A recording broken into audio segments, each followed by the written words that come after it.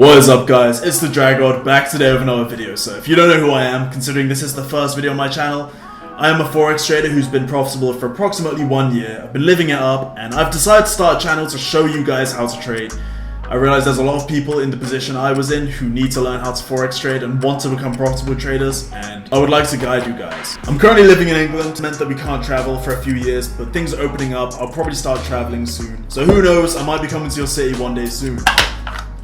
But without too much talking about me, let's get on to this video. So the topic of this video is I'm going to show you guys the most easy and quick way to grow a small account in Forex. So I'm going to make a few assumptions in this video. I'm going to assume that you're somewhat new to trading if you're working with a small account. And secondly, I'm going to assume that you can't just blow this account and then put another 50 in, then put another 50 in. I'm going to pretend as though this is your one account and you need to flip this. Since if you are someone who's just trading with $50 accounts and just blowing it, making a new one, blowing it, you're not really trading with $50, you're trading with 1,000, you just keep blowing little accounts. So I'm going to assume that you can't lose this $50 and that you want to make this $50 turn into 500, etc. I'm going to cover some things which other people haven't talked about because I've seen a few of these videos, but all of them neglect a few important points when it comes to trading these small accounts, which I'm going to cover, and hopefully this can be beneficial to you. So let's get started. The number one core thing when trading a small account is to make sure you never trade without Confluence. This should be common knowledge by now, but I can't count the amount of times I've seen beginners just literally hopping into trades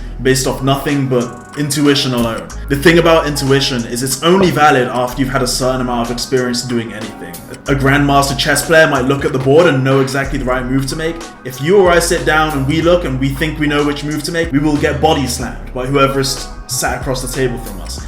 Intuition is something which is reserved only for those with high levels of experience. So in the off chance you don't know what Confluence, I'm going to quickly list out some of the most important ones to always respect and keep an eye on. So the first one is Fibonacci Levels. These are a set of important percentages which price might range between, and if it touches one of these lines, then there's a decent chance it might reverse. Let me give you guys a quick example. So right here I have my Fibonacci retracement. What you do is you take this level from the top of a price range and then you drag it all the way down to the bottom. Let me just we'll take it here. In general, I found in Forex Fibonacci's to be far more respected if you draw them from candlesticks rather than closures. Some people might experience different, but that's how I do them. But it's just as simple as picking the highest point within a general date range and dragging it to the lowest point. And in general, the wider your Fibonacci levels are, like the larger a set of data, the larger the dates between you place them, the more data that Fibonacci level is using and the more accurate they'll tend to be. That's why, for example, this Fibonacci level right here, you can see it was using all of this data right here, but if I even draw this on without looking, I can predict it's going to have been respected fairly well. So like I said,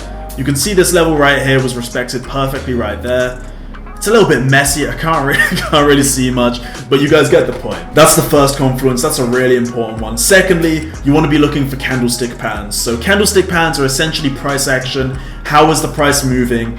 Where did buyers step in and stop the price going any lower? Where did sellers step in and stop the price going any higher? Some really common but important ones you want to watch out for are engulfing candles, such as right here. You want to watch out for this engulfing or a morning star over here. In Forex trading, I tend to have found that hammer candles are actually less useful than the aforementioned two, so I mostly focus on those two when it comes to candlestick patterns. But those are incredibly important because price action in Forex trading remains king. Price action is going to tell you everything you need to know about the market. That is the base assumption made by technical analysis. To quickly pass over the other Confluences you need to watch out for, trend lines such as this, and horizontal supports and resistances, which I personally use less of. I just have some large time frame supports and resistances which I watch out for even on my smaller time frames because they're always relevant, they're always important. So yeah, you want to make sure you're watching out for at least 2 Confluences, ideally 3, before you pick up any trade. If you're not doing this, you're going to blow your account. The next important thing is risk management. So a lot of people have covered this, and I'm going to cover this in a slightly different way to bring light to a new aspect, which is the far more difficult aspect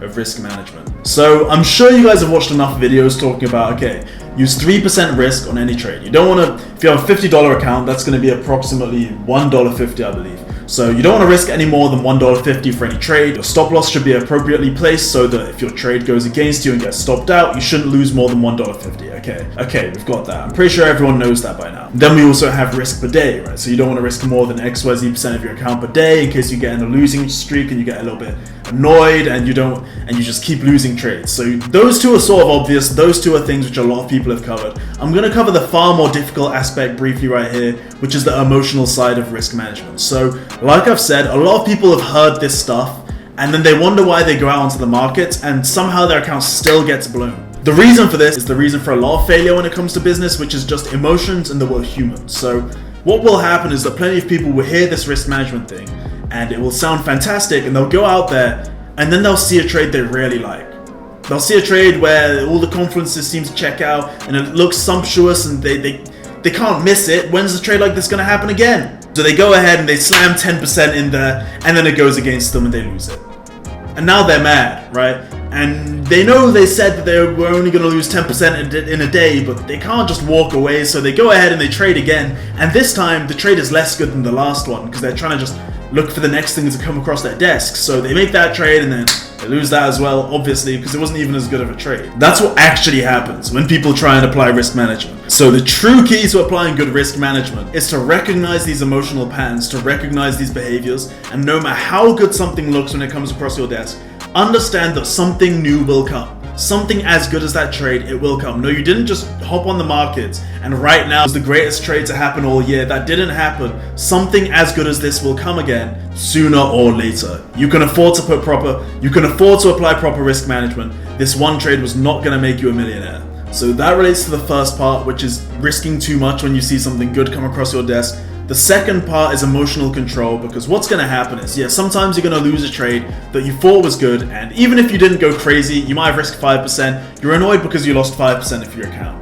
If you recognize that emotion, take a step away from the market. Just take a step away. Recognize the emotion and recognize that you have to do that. The biggest issue most people have is they're not aware of their own emotions. So they're feeling that anger, but then they just view that as themselves. So I want to take another trade. You don't want to take another trade. You're just temporarily angry. So once you recognize that, the best thing to do is to just step away and take the day off. You will return to it the next day, and there will be equally good opportunities, I assure you. So that covers the second element, which is risk management. The third element is patience. Man, when you are working with a small account, you need a lot of patience because you can't afford to blow it. So you need to ensure that every trade you're taking is not only fantastic risk reward, and I practice what I preach, guys. Let me show you exactly what I mean right here. So I trade as a swing trader, which means I'm holding a trade generally for 3 days to about a week tops. I haven't held a trade for 2 weeks in a while. Sometimes when I'm trading obscure pairs which trade heavily, like I'll hold it for a few weeks. Those ones can take forever. But in general, I hold my trades for a few days to a week. That sounds nice because I'm catching huge swings, huge swing moves, huge amounts of pips. However, the flip side of that is that there isn't often things coming across my desk. So take GBP USD for an example. As you can see, I circled these points. I made a trade here, didn't go my way. I made this trade right here, took huge profit. You guys look at this. The next point I was able to trade GBP USD was 2 months on from here. Let me see. July, August, September, October. No, it was longer than that. It was like 3 months. It was 3 months on from taking that trade. I didn't trade this central one right here. I took a trade right here. The amount of patience it takes to sit there through 3 months of fake outs and partial confluences and trades which look sort of good and you kind of want to make a little punt on, the amount of patience it takes to do all that is phenomenal. But if you want to be a good trader and you want to blow up a small account, this is an essential skill. And this doesn't just apply to swing trading, this applies to all time frames, because if you're sat there on the 15-minute time chart trying to do some level of scalping, then you might have to wait a few hours for a good trade. Like if you're trading with an account that's if you're trading with an account that small, you really only want to be taking the best trades, especially considering you're flipping it. So when it comes to this flipping your account thing, patience is key. Now, if you're thinking you want to flip your account quickly, then the key is to simply go onto lower time frames and scalp rather than do swing trading as I do. Of course, you could take the option of increasing your risk per trade if you were doing swing trading, and just risking more per every trade, but in all likelihood, if you're an inexperienced trader, then you're just probably going to blow your account. And I would heavily recommend sticking to doing smaller time frames trades if you're looking to blow up your account on some kind of time limit. And having covered all those, I'm going to tell you guys the most important thing, which is to ensure that your strategy, whatever your strategy is a consistent strategy. Now, a lot of people say to backtest your strategies and don't fully explain how you can do this.